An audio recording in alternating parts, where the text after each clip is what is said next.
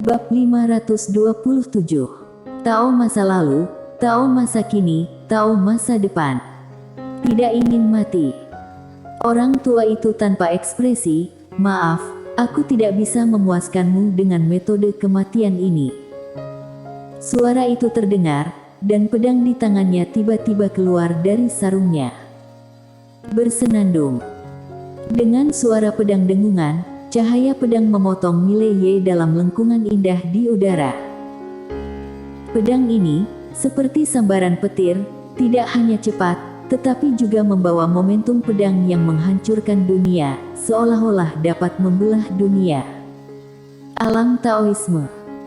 Begitu lelaki tua itu bergerak, ekspresi Mileye langsung menjadi serius. Sekte pedang ini bahkan mengiring master tingkat alam Taoisme langsung untuk menghadapinya. Tidak berani gegabah, Mileye bergegas maju, menebas dengan pedang di kedua tangan. Jelek. Pedang ini menebas dan merobek semuanya, dan suara tajam dan keras tiba-tiba terdengar. Bang!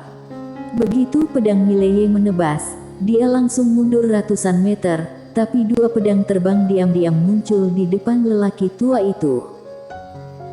Lelaki tua itu tidak memiliki ekspresi di wajahnya, dia menusuk pedangnya ke kiri dan ke kanan, dan dalam sekejap, kedua pedang Mileye yang dipadatkan oleh jiwa pedang itu langsung hancur dan berubah menjadi kehampaan. Orang tua itu maju selangkah, dan dia menunjuk Mileye dari kejauhan. Ratusan meter jauhnya, ruang hampa di depan Mileye tiba-tiba retak, dan cahaya dingin muncul. Alih-alih mundur, Mileye maju, menarik pedangnya dan menebas. Tarik pedang untuk memutuskan hidup dan mati. Ini dia teknik pedang jarak dekat terkuatnya sejauh ini. Pedang ini ditebas, dan suara dengungan pedang langsung membuyarkan ruang hampa di sekeliling. Saat Mileye menebas pada cahaya pedang itu, dia tiba-tiba merasakan kekuatan yang kuat menyebar ke tubuhnya. Dia mulai mundur dengan panik. Tidak hanya itu, pada saat ini dia merasa seolah-olah tubuhnya akan runtuh. Kekuatan yang kuat. Setelah mundur 100 kaki penuh, Mileye tiba-tiba meraung, menginjak kaki kanannya, dan menusukkan pedangnya ke depan dengan kedua tangan. Bang! Cahaya pedang di depannya langsung hancur, tapi cahaya pedang yang hancur itu membuatnya mundur 100 kaki lagi. Setelah berhenti, seluruh tangan kanan Mileye bergetar. Tidak hanya itu, dia juga merasakan organ dalamnya berputar. Kekuatan besar. Mileye memegang pedang dengan erat. Apakah ini master alam Taoisme? Di kejauhan, lelaki tua itu memandang Mileye dengan tenang. Dia tidak berbicara, dia menunjuk Mileye dari kejauhan. Pedang itu tiba-tiba terbang seperti sambaran petir di tangannya. Pedang itu menembus ruang hampa dan menebas ke arah Mileye. Kemanapun pedang lewat, ruang hampa yang berjarak beberapa puluh meter itu dimusnahkan. Kekuatan pedang ini cukup untuk menghancurkan dunia. Master alam Taoisme. Kali ini, Mileye benar-benar melihat kekuatan master alam Taoisme. Ini sama sekali tidak sebanding dengan master alam keberuntungan. Mileye masih tidak menggunakan kartu trufnya. Kali ini, dia ingin melihat batas kekuatannya. Mileye meletakkan pedang penakluk jiwa di tangannya. Tangannya menghantam, dan dalam sekejap, pedang terbang keluar. Namun, pedang terbang ini masih gagal memblokir pedang lelaki tua itu, yang datang ke Mileye saat ini. Dan di balik pedang ini ada celah ruang hampa yang panjang. Mileye tiba-tiba berteriak marah dan menusuk dengan pedang. Pedang ini tidak hanya memiliki kecepatan dan kekuatan, tapi juga jiwa pedang. Dan jiwa pedangnya saat ini tidak lagi setingkat dulu. Dengan restu jiwa pedangnya, kekuatan pedangnya hampir berlipat ganda. Sebuah pedang menusuk. Bang! Ruang hampa di depan Mileye runtuh dalam sekejap, tetapi kembali normal dalam sekejap, dan pada saat ini, Mileye sudah mundur 100 kaki jauhnya. Ruang hampa langsung runtuh. Di sudut mulutnya, noda darah perlahan meluap. Pada saat ini, lelaki tua itu tiba-tiba menebas dengan pedang, dan tidak hanya 2 pedang terbang yang datang kepadanya yang hancur seketika, tetapi saat berikutnya, Mileye tiba-tiba muncul di atas kepalanya. Mileye tiba-tiba menghunus pedangnya dan menebas. Cabut pedang untuk memutuskan hidup dan mati. Cabut pedang untuk memutuskan hidup dan mati yang diberkati dengan kedua jenis jiwa pedangnya. Tebas dengan pedang. Bang! Cahaya pedang menyilaukan tiba-tiba meledak di depan Mileye, dan hampir seketika, Mileye mundur ratusan meter. Namun, pedang lelaki tua itu dipotong olehnya.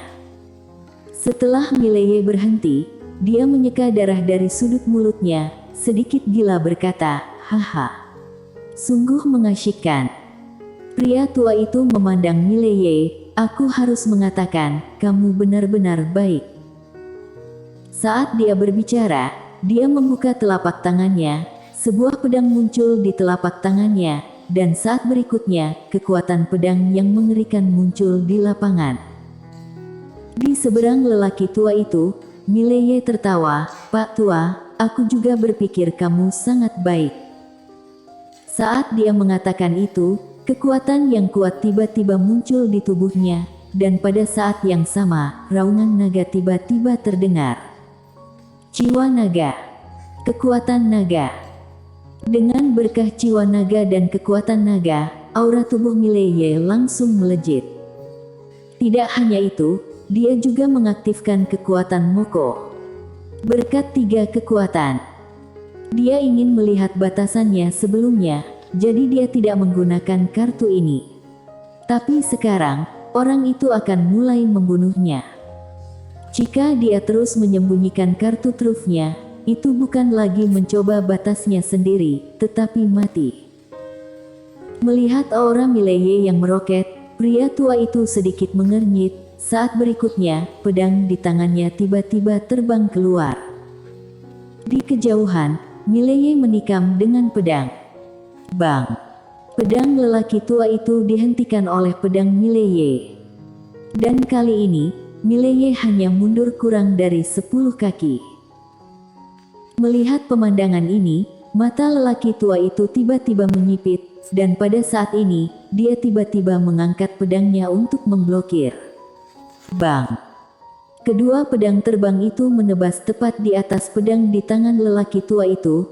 Lelaki tua itu mundur beberapa langkah, dan tepat saat dia berhenti, beberapa pedang terbang datang. Pria tua itu sedikit mengernyit dan menebas dengan pedang. Jelek. Pedang ini terpotong, dan sepotong cahaya pedang terombang-ambing seperti letusan gunung berapi, dan beberapa pedang terbang yang belum mencapainya langsung hancur. Pada saat ini, ekspresi lelaki tua itu tiba-tiba berubah, karena Mileye yang ada di depannya tidak terus menembaknya, tetapi berbalik dan menghancurkan teknik formasi dengan pedang. Setelah Mileye menghancurkan teknik formasi dengan satu pedang, jaraknya ribuan meter dalam sekejap. Lari. Dia secara alami ingin lari, karena dia tidak yakin bisa membunuh lelaki tua ini. Sangat tidak bijaksana menghabiskan waktu bersama lelaki tua ini di sini. Melihat Mileye memecahkan teknik formasi, lelaki tua itu tidak mengejarnya, tetapi langsung menyembunyikan dirinya. Dia datang untuk membunuh Mileye secara diam-diam, karena sekte pedang tidak ingin orang tahu. Tapi sekarang, Mileye telah mematahkan teknik formasi itu. Jika dia terus menembak, orang luar pasti akan tahu bahwa pada saat itu bahwa dia membunuh Mileye karena ingin memenangkan harta karun. Sekte pedang akan menjadi sasaran kritik semua orang. Ketika Mileye melarikan diri, gerakannya tidak kecil. Begitu banyak master bergegas menuju ke sisinya secara diam-diam. Di mana Mileye sebelumnya bertarung melawan lelaki tua itu, tiba-tiba terdengar suara, "Seseorang sudah memulai, coba lacak Mileye, jangan biarkan orang lain berhasil dulu." Setelah itu, Ruang hampa tiba-tiba meledak menjadi riak di lapangan. Setelah Mileye melarikan diri, dia datang ke bagian dalam pegunungan, dan dia menggunakan aura chaos untuk menyembunyikan dirinya sepenuhnya. Tetapi dia masih sedikit khawatir, jadi dia masuk ke dalam tubuhnya dan bertanya, "Senior, apakah ada cara untuk bersembunyi agar master tingkat alam Taoisme tidak dapat menemukan aku?" Setelah beberapa saat, suara lantai ke-6 terdengar, "Energimu cukup." Mileye menggelengkan kepalanya, "Aku ketahuan sebelumnya." Lantai ke-6 berkata, "Itu karena kamu tidak benar-benar memanfaatkannya." Mileye buru-buru berkata, "Tolong senior mengajariku." Lantai ke-6 berkata, "Kendalikan energi kamu, biarkan menyebar ke seluruh tubuh kamu, dan menjadi satu dengannya." Mileye buru-buru mengikutinya, dan segera, aura chaos didistribusikan ke seluruh tubuhnya olehnya. Setelah beberapa saat, Mileye menemukan bahwa dia sendiri telah menjadi transparan. Mileye sedikit bingung, "Senior, apa ini?"